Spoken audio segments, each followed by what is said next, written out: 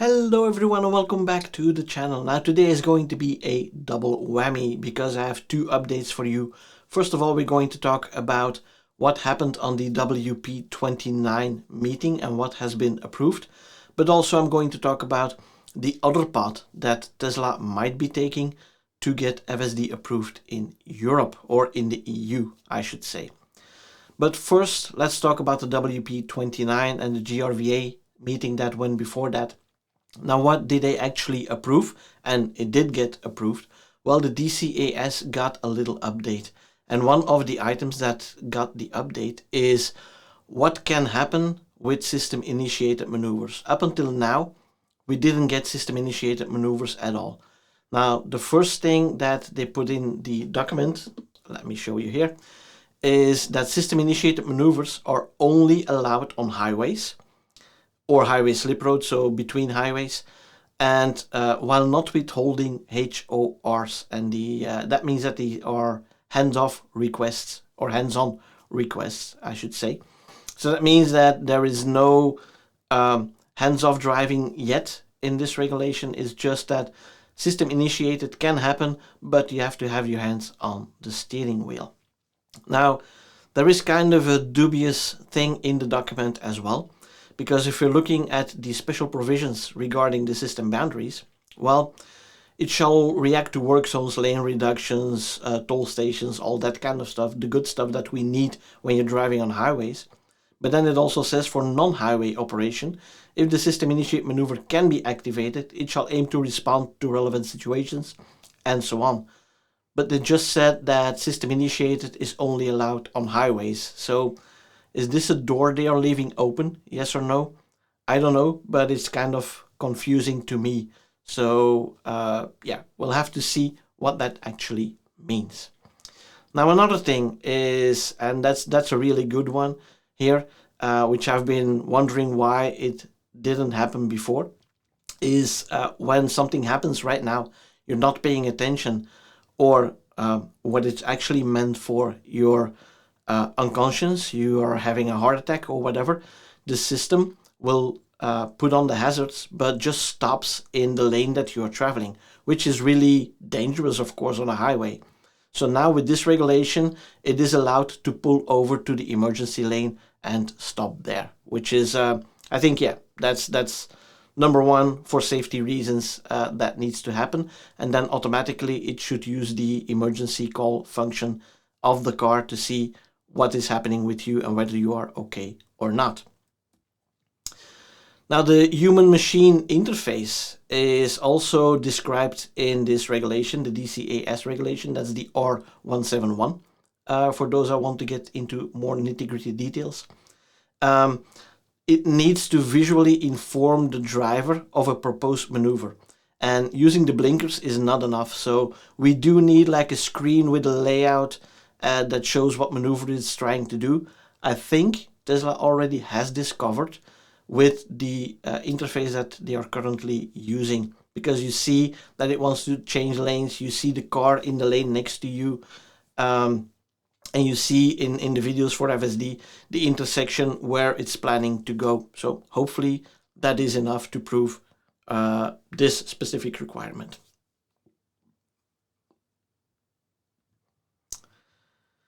Now, another one I'm really happy with is the allowance for a virtual rescue lane. So in a lot of countries now in Europe, it is mandatory to create a virtual rescue lane. That means that the leftmost lane has to go to as far left as they can on the road, but that means leaving their lane. The rightmost lane and the middle lane, they have to move over as far as possible in their lane. So there's a virtual corridor created where the fire department or police can actually travel to get to the accident a lot faster. We know this primarily from Germany, where this is happening for a long time, but I think there's like 9 or 10 countries already that mandate this, and it was never allowed because the car could not leave its own lane of travel. And that was just stupid, because autopilot is just the most effective or the most handy when you are in a traffic jam, and here you could never use it in a traffic jam because you had to move over to the side and autopilot just stayed in the center of the lane. So right now that is allowed as well, so great. Now there are some other allowed maneuvers as well, so specific requirements. You're not following the lane of travel. It's not a lane change that you're doing. You're passing something. You're avoiding a pothole, navigating a roundabout, entering, navigating and exiting it. Lateral distance to safely pass bicycles, right? There's like 1.5 meters, which is like, I don't know how many feet that is. I have to put that in here below. Of course, taking a turn at intersections is also something that is allowed within this regulation, and departing or arriving at a park position. But that's just auto park for parking. Departing, I don't know if that functionality exists in FSD to just depart from a park position. I think I saw some videos about it. But yeah, that would also be allowed, although still with hands on wheel. And of course, keeping in mind that system initiated is only allowed on highways. So this would be a system initiated but driver confirmed maneuver. Not sure how that would work to have hands on steering wheel while it's doing quite a bit of turns to get in or out of a parking spot. So, but we'll see what that could bring us potentially. So what else do we have? There are some additional requirements for driving around obstructions. So driving around a stationary object, parked vehicle, for example, passing slow moving vehicles would also be allowed. And yeah, road signs, it has to take that into account as well, which, I mean, speaks for itself. Now, what does that mean in potential timeline? Well, it was approved by the WP29 in March. And usually these regulations, they go into effect 6 months after it, so end of September. That is when this regulation or this update could actually go into effect, and we could get potentially an update from Tesla that allows system-initiated maneuvers, so the real auto lane change, while holding our hands on the steering wheel on highways only. And then, of course, a little bit less of a nag would also be one of the potential changes there, which is the combination of hands-on and eyes-on requests, which could also be on the highways only. Now, we also have to keep in mind that this is UNECE regulation, and those regulations, they allow for things to happen. It does not necessarily mean that Tesla will actually bring out FSD based on these changes. I mean, just look at the way the regulations are formulated. Tesla would have to still build in a lot of checks, manual checks, hard-coded checks into the system compared to what the US could bring. And I'm not sure that Tesla is willing to do that. So they still have to change the firmware a lot. So that brings us kind of to the next topic of this video, which is the Article 39 of the EU regulations. So there are a couple of things that are happening here. The RDW it's in the Netherlands. They are the homologating party for Tesla for Europe in its entirety. They can grant an Article 39 exemption on the UNECE regulations. And this exemption is limited in time, but it could be limited in production as well. So it could be, it's mainly meant for prototypes to drive on the road and then get approval afterwards. So they are also subjected to very strict safety assessments, and it has to live up to the same safety standards as what the UNECE regulation mandates. Now, okay, I don't see any problems there, of course, but what does it actually mean? What is this Article 39 exception here? Well, there are some conflicts with the EU regulations. Or with the UNECE regulations. If we talk about the R79, which talks about the steering restrictions and talks about lateral g-forces. It talks about lane changes, which are currently not allowed. It talks about possible corrections, so having to stay in the same lane, not being able to pass a bicycle, that kind of stuff. This is what FSD is actually trying to do. It wants to avoid potholes, it wants to drive around slower vehicles, it wants to do auto lane changes also on city streets. The second one, the R157, which is the automatic lane keeping system, which is the level 3, so the SAE levels. Level 2, driver's assist, which is FSD, what it is. And level 3 is now allowed in 4 countries at the moment, so Germany, UK, Switzerland and Spain partly. But that requires local law changes. So it is allowed from UNECE level up to 130 kilometers an hour in pretty much limited happy flow conditions, like no tunnels, no rain, no roadworks, no emergency vehicles come on the road and that kind of stuff. So it's very limited, but it is allowed, and it's a very good traffic jam assistant where you don't have to pay attention anymore. With FSD, some people think that FSD is actually autonomous driving, which it is not. And I see more and more videos of people abusing this. So people, please don't do that. I mean, it's very difficult for us to get FSD, and the behavior that is being shown on YouTube lately does not help the cause to get FSD outside of North America. So please don't do that. We also have the 171, so the DCAS, Driver Control Assistance System. It's still an assistance system, so that wants to replace kind of one regulation to rule them all. That's the intention of this regulation, but it's not ready yet, and it just takes too long. So what does Tesla want to do?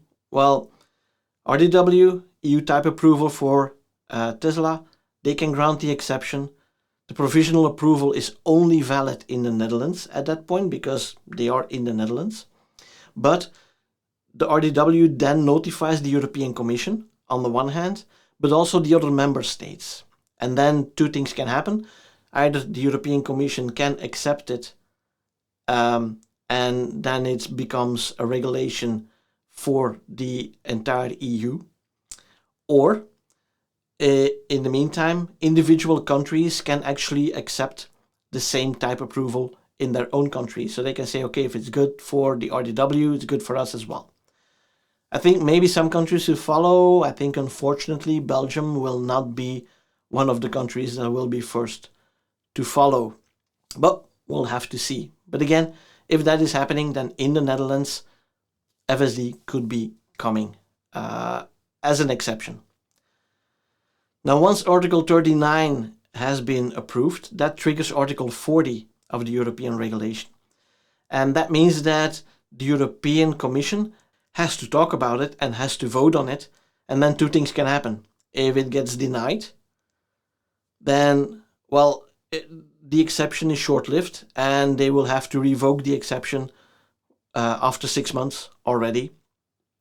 If it is approved, which we hope it will be, then the exception is valid for at least 36 months. So that's 3 years' time that the UNECE then has to catch up to the regulations.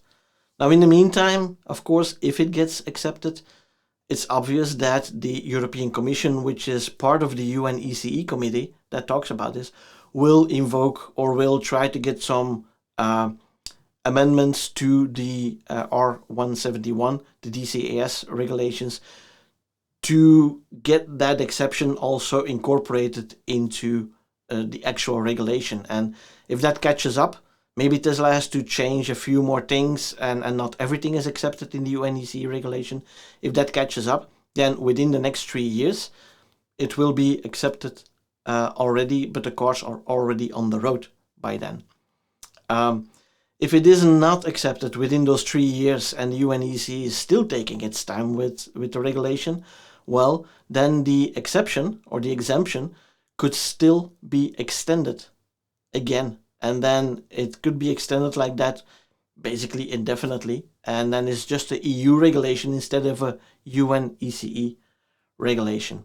And that is of course a difference, because we are talking about EU countries that could get this exemption regulation, but not the other countries like Australia or South Africa, because those are still within the UNECE, but they are not within that EU exemption area. Let me call it like that. Now, what proof do we have? Well, there has been an email that has been leaked from Tesla to the Norwegian government, asking for permission to do some tests and getting some questions back and forth about, is this public or only for Tesla employees, and are the cars any different, and so on and so on. So that definitely is happening. In Norway, we do not have proof that the same thing is happening in the Netherlands, but given the latest remarks from Elon, from Lars also, which I believe more than Elon nowadays, I think it's likely that it is happening in the Netherlands as well. You could say, okay, why Norway? Because Norway is not part of the EU.